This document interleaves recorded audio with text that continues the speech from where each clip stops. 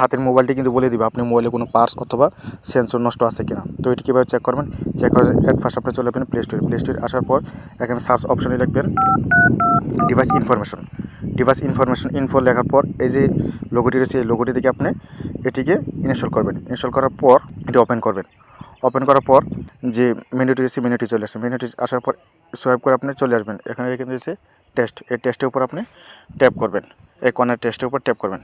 টেস্টের উপর ট্যাপ করার পর এখানে দেখেছেন ডিসপ্লের উপর ট্যাপ করবেন।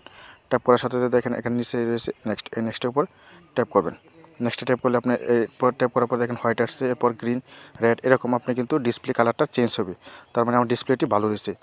এরপর আপনি নিচে দেখেন মাল্টিটাচের উপর ট্যাপ করুন। মাল্টিটাচের উপর ট্যাপ করার পর এখন দেখেন এটার উপর যে ট্যাপ করলে কিন্তু এরকম একটি অপশন আসবে, তার মানে এটিও আমার ভালো রয়েছে। এখন ইয়েসে ওকে করে দিলাম। এরপর দেখেন রয়েছে কি লাউড স্পিকারটি আমি টেস্ট করব, এর জন্য আমি এর উপর ট্যাপ করছি। ট্যাপ করার পর দেখেন এখানে একটি সাউন্ড আসছে, এই আমার কিন্তু লাউড স্পিকারটিও ভালো রয়েছে। এরপরে দেখেন রয়েছে এয়ার স্পিকারটিও একটি সাউন্ড হচ্ছে, তার মানে আমার এয়ার স্পিকারটিও ভালো হয়েছে। আপনি এভাবে একটি একটি করে সমস্তগুলো আপনি এবার টেস্ট করে নেবেন কোনো সেন্সর অন্য কোনো কিছু সমস্যা আছে কি না।